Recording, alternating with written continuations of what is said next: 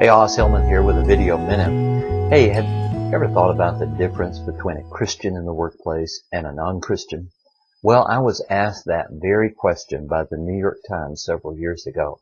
They were doing a front page story on the New York Times magazine on the Sunday edition of the paper. And they called me and asked to interview me about what it means to be a Christian in the workplace and how Christians had affected the major elections. And so I began to ponder that question myself. What really makes the difference in being a Christian in the workplace? Well, I came up with 4 things. The first thing is excellence. God calls us to do our work with excellence.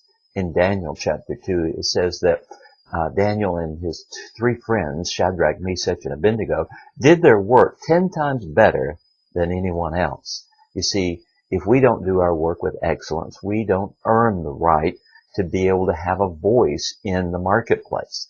And if you do shoddy work, people aren't going to listen to you.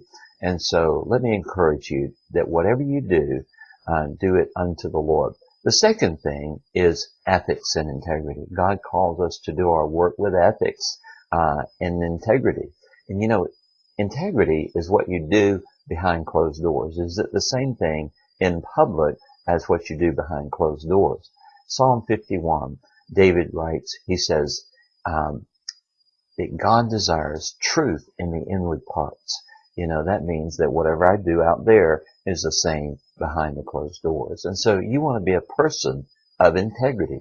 The third area is service. You know, the Bible says that if you want to be great among them, then you must be servant of all. And that's what Jesus did.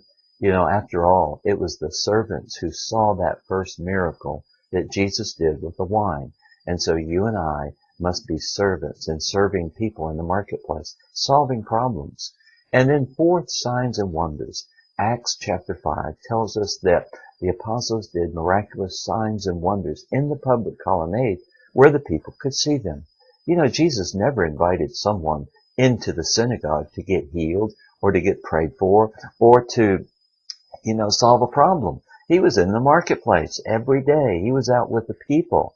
And so that's a great lesson for us. So if you're a person who wants to be a model in the marketplace, you want to be a person of excellence, you want to be a person of integrity, you want to be a person that serves others, and finally, you want to be a person that does signs and wonders. Maybe God will give you an idea for a new invention or a better way of doing something in your workplace or just praying for someone.